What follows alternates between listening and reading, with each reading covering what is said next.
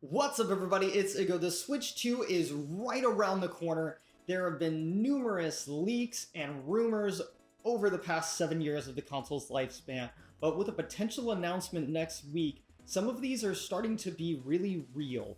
So let's jump into all the rumors that we've heard. So far, the Switch looks like it's going to be much of the same console, but with some modern upgrades. First things first, let's talk about timeline. The original Switch came out March 2017 and since then has sold over 150 million copies and was a largely successful console. However, 7 years later, the Switch is really starting to show its age when compared to big consoles like the PS5 and the Xbox Series X. And there's other computer PC handhelds now that even are competing with the Switch. But we all know Nintendo. They're going to use last year's hardware at way less than its potential. Even so, it's time for a new console. The current rumor right now is that we're going to hear an announcement January 8th of 2025 or somewhere within that range. And then the actual console itself is slated to release sometime in either October or November of 2025, which lines up with Nintendo's other releases of console gapping anywhere from 7 to 8 years. The Nintendo Switch has been in my bag every single day since launch, and I've spent thousands of hours gaming on it and had loads of fun traveling with it. But the Nintendo Switch 2 has to come out with a bang. We have to now not only compete with the PS5 and the Xbox Series X, but tons of the really powerful PC handhelds on the market, and some of them even, like the Legion Go, has a giant screen and detachable Joycon-esque-like devices. They're going to need to be able to compete and release something that's going to be really, really strong.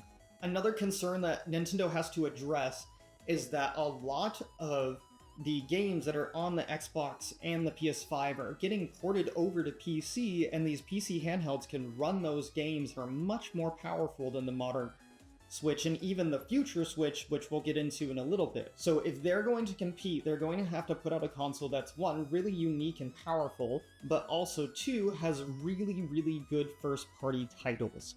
If they don't win on the first-party title development, I think the Switch 2 could be another flop.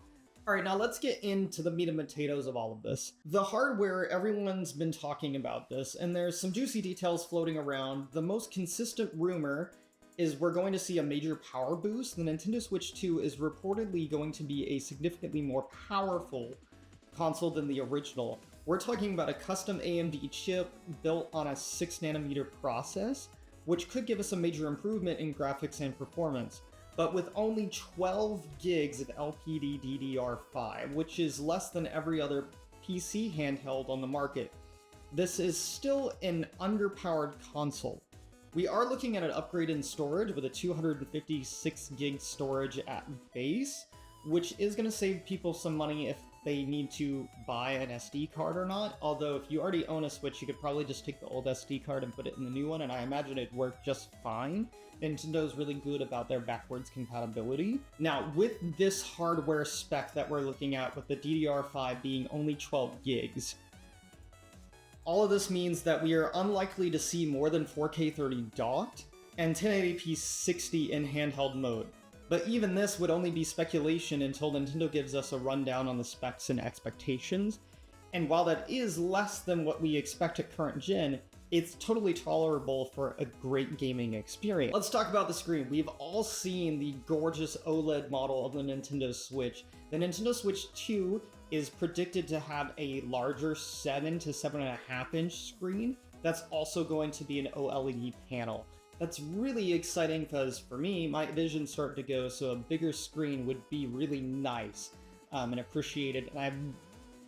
And to compete with some of the other modern consoles that have such big screens, like the Legion one, I think has like a 9-inch screen, we're gonna need something larger to compete with those big screens. Now, where things get interesting is DLSS 3.0 could be coming to the Switch 2. For those who don't know, DLSS is a deep learning super sampling tech that makes games look sharper without using system power. Essentially, games would look like they're running at a much higher resolution than they actually are, but the console wouldn't be as stressed. That means that 4K visuals on the Switch while docked might be potential, even if the game's technically only running at 1080p, it could be upsampled or upscaled to 4K using DLSS. Some of us speculated that there would be a GPU potentially inside of the dock to make the dock more powerful.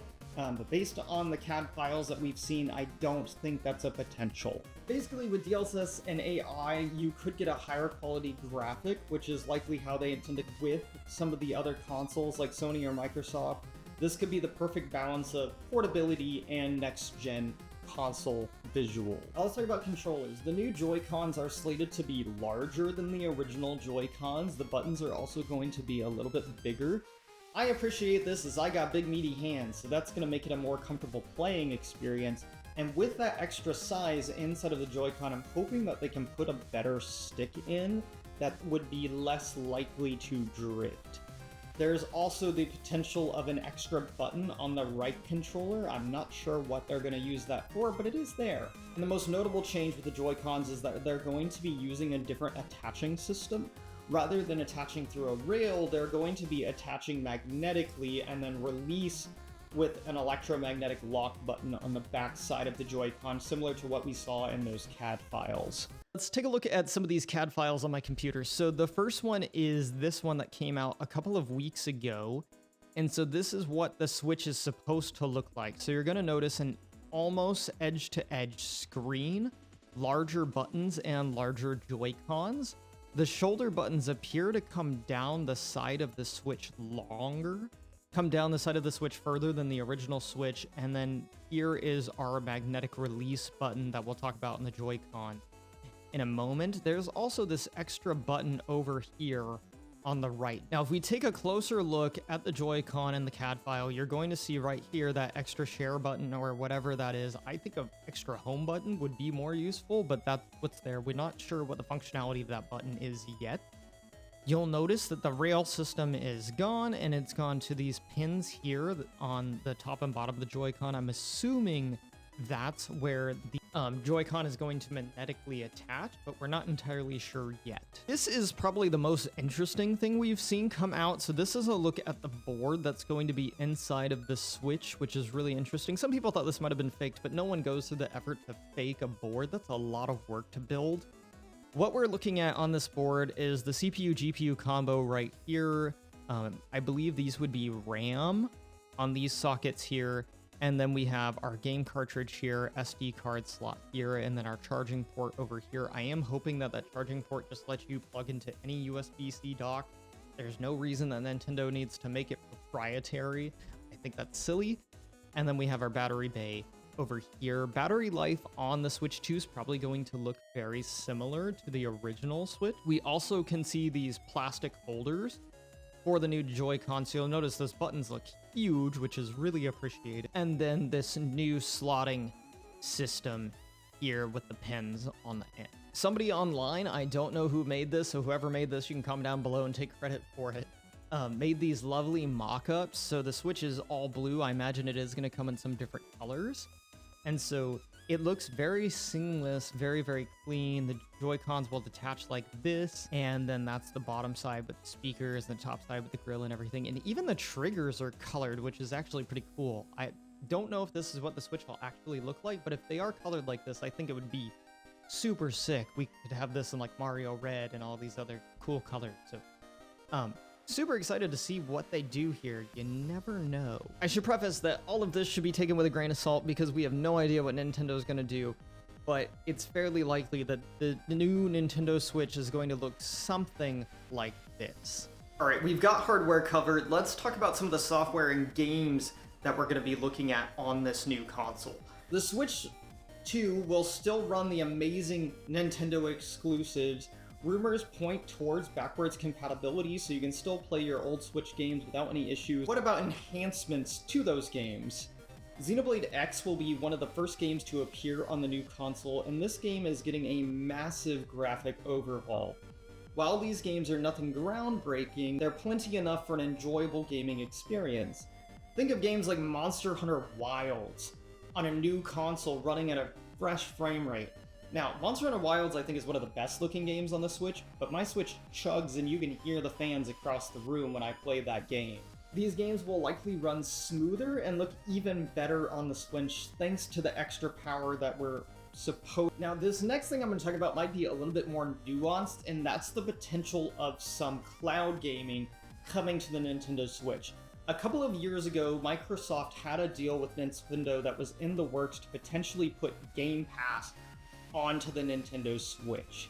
This would allow us to stream Xbox games onto the Switch. Microsoft had this big push a couple of years ago where they wanted you to be able to play their games anywhere.